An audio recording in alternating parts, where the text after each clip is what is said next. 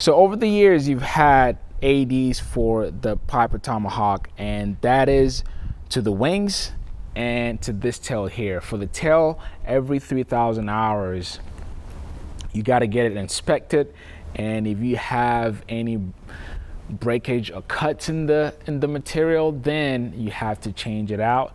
And for the wings, every 11,000 hours, the wings is pretty much considered useless, so you got to change it out.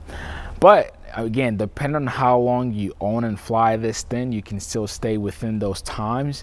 And my rule of thumb is, just don't get in a stall. Any airplane that you fly, don't stall it, and that way you don't have to deal with having to recover from a stall. But really, that's the only downside of this airplane. The pilot who owns and flies this thing loves it. He's had it now for almost 10 years. Almost 10 years, so much so that he's willing to spend even more money to upgrade it. And so all this nice instrumentation you see in here, this costs even more than the airplane.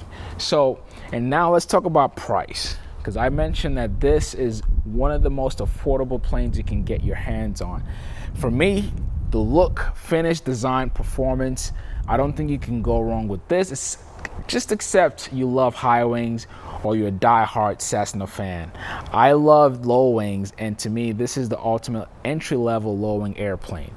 For 20 grand, you can get your hands on a bird similar to this. Now, it may not have all the upgrades that you want, but for a nice flying machine, you can get a Piper Tomahawk anywhere between $20,000 and $30,000.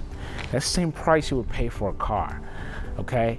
And obviously, depending on how long you own it for, this is an airplane that you not only can use for your training, you can get your private in it.